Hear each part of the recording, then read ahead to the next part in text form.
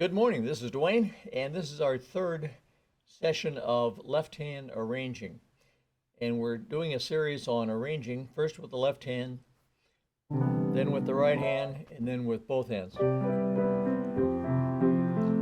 So the first style we took up in the left hand is simply strumming the chord. That's probably the easiest way to start. And if you're a beginner, you just play the chord over and over again. Or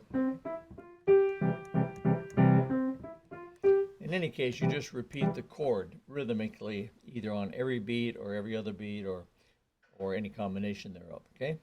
The second technique we took up is called the swing bass, where our left hand swung back and forth between a low note and a chord. If the chord was C, then we'd hit a low C with our little finger, then come up and play the chord. And the chord could be played in any inversion. Chords, of course, have different inversions. They can be turned upside down. So I could take the C off the bottom and put it on top, and it's still the C chord. Or I could put it in second inversion where the C's in the middle, like so. And if I'm a beginner, I want to keep my hand fairly close so that I can swing. I don't have to get lost going down there and look. I can swing back and forth easily between a low note and a chord. Okay? Now, today I'd like to teach a variety of that. It's called the alternating bass. So instead of always hitting the low C, always hitting the low root, you hit the fifth of the chord on the alternate beat. In other words, the fifth of the C chord is 1, 2, 3, 4, 5.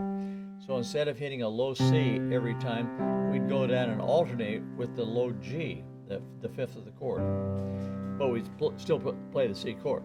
So it's low C, C chord, low G, C chord, low C,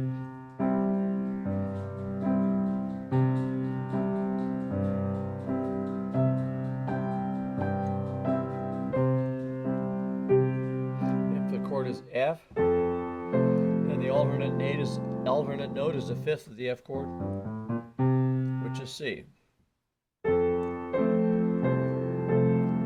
Back to the C chord. If the chord's G, we hit the low G on the first beat, and then we hit the fifth of the G chord, which is D. But it's a good idea to go down, hit a lower G. So you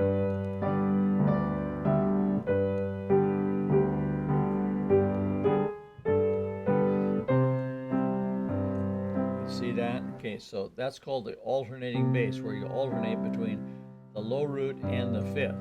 Now, if you're in 3/4 time or any multiple of 3, then you'd hit a low note and then 2 chords and then the alternate note and 2 chords.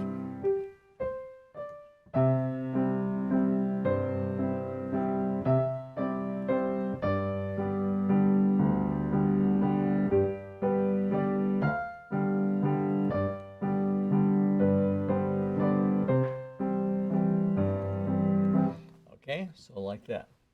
Now, that would even apply to advanced piano playing. On the first example, we played Misty, and we played the chord on every beat, but we could do this.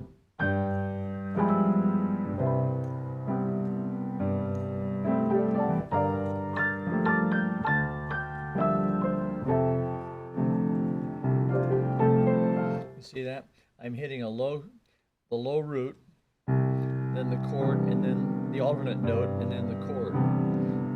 F, alternate note, G7, alternate note, whatever the chord is, okay? So you can do it in a simple way, or you can do it in a more advanced way, or any combination thereof. But that's called the alternating bass. And tomorrow we'll take up that was the third left-hand arranging technique, and tomorrow we'll take up the fourth left-hand arranging technique, okay?